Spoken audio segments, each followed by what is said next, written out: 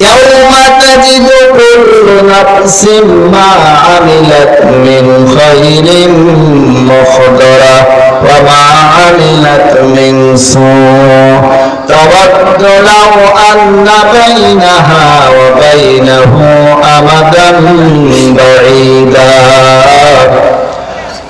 আল্লাহ বলেন ইয়াউমা তাজিদু কুল্লু নাফসিন মা কাসাবাত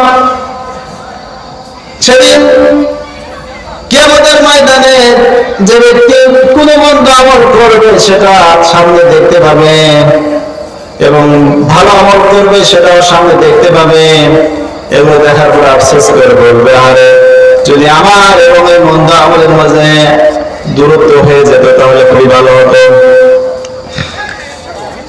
এই জন্য ভাই সব আমল আমরা যাই করি না কেন প্রত্যেকটা আমল আল্লাহ তাআলা তিনি ফেরেশতার মাধ্যমে ক্যামেরাতে রেকর্ড করে রাখছেন, সেদিন সব উদ্ভাসিত হয়ে যাবে। কিয়ামতের ময়দানে আমল সেদিন কার প্রতি কোনো জোর করা হবে না।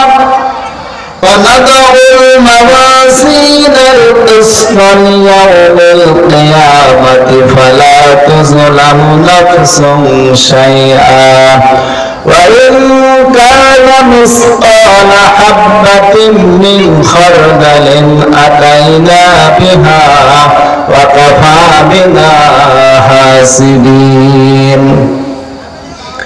আল্লাহ পাক বলেন আমি কিয়ামতের ময়দানে মানদণ্ড স্থাপন করব, ইনসাফ প্রতিষ্ঠা করব,